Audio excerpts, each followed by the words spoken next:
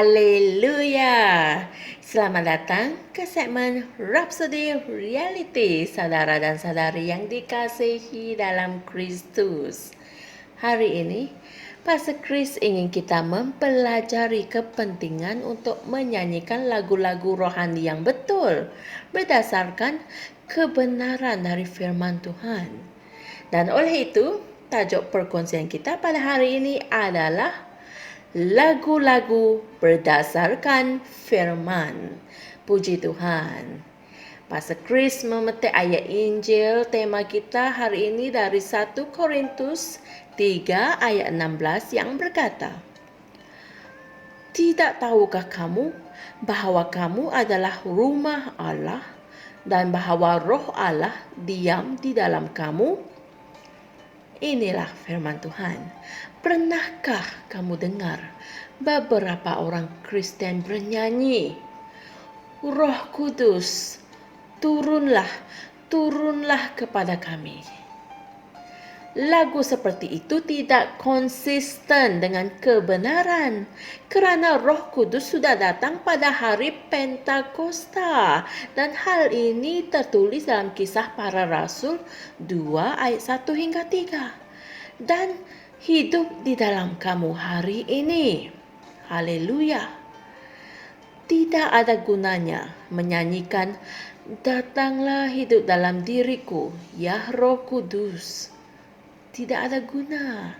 Ayat Injil pembukaan kami sudah jelas menyatakan bahawa Dia tinggal di dalam kamu. Amin.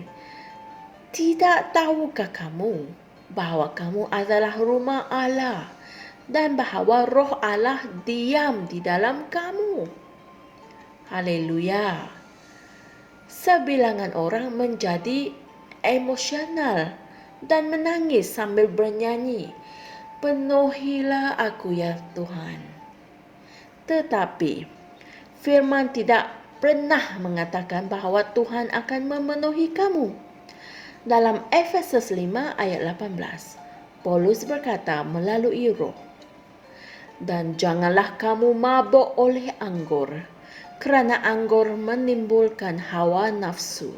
Sebaliknya, hendaklah kamu dipenuhi dengan Roh."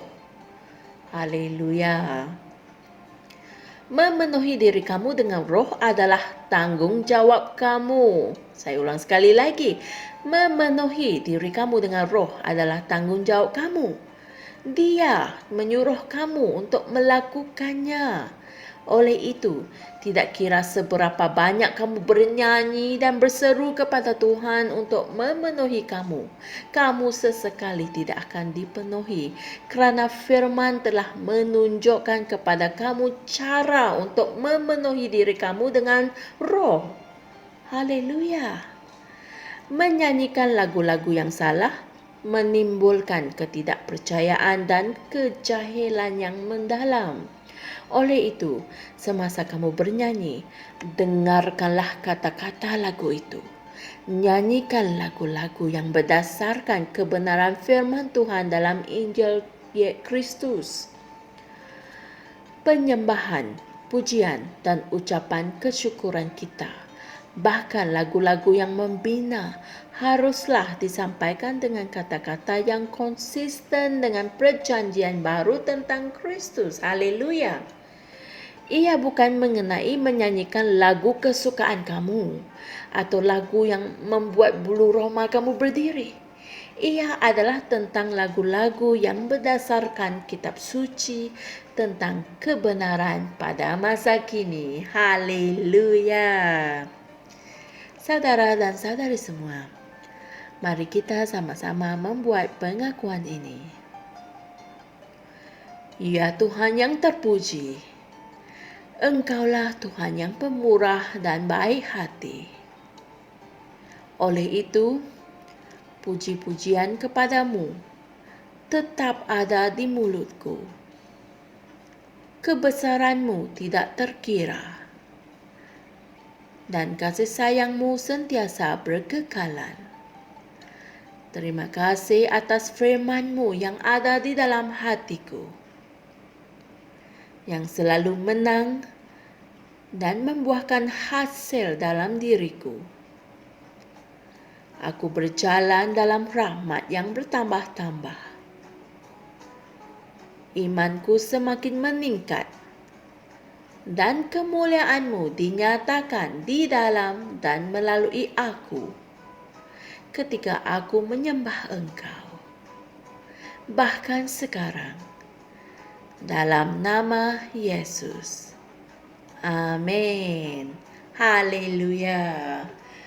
Untuk memahami perkongsian kita pada hari ini, renungkan juga ayat-ayat Injil berikut, iaitu 1 Yohanes 4 ayat 4 dan Kisah Para Rasul 17 ayat 28. Haleluya. Saya pasti saudara dan saudari semua telah mempelajari sesuatu yang berguna dari perkongsian kita pada hari ini. Menyanyikan lagu-lagu yang salah menimbulkan ketidakpercayaan dan kejahilan yang mendalam. Oleh itu, semasa kamu menyanyi, dengarkanlah kata-kata lagu itu. Nyanyikan lagu-lagu yang berdasarkan kebenaran firman Tuhan dalam Injil Kristus. Puji Tuhan. Jumpa lagi esok dan Tuhan berkati. Shalom.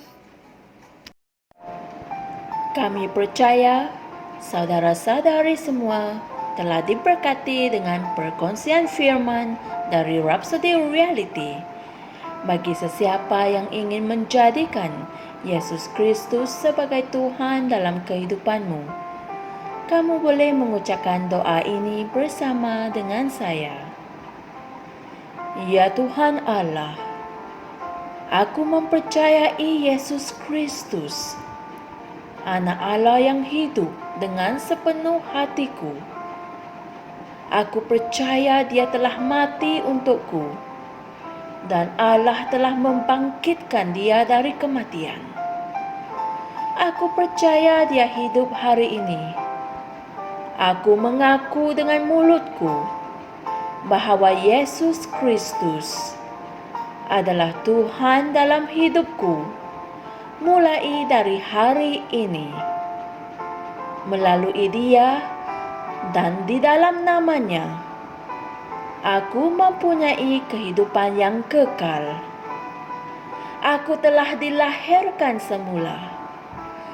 Terima kasih Allah kerana menyelamatkan jiwaku.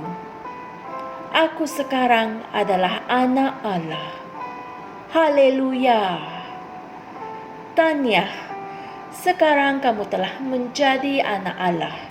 Untuk apa-apa sebarang pertanyaan atau untuk mendapatkan lebih banyak maklumat mengenai bagaimana untuk bertumbuh sebagai seorang Kristian, anda semua boleh hantar mesej di akaun Facebook kami atau email kami di tni.msia@gmail.com. Sekali lagi, tni.msia@gmail.com. Tuhan berkati Anda semua.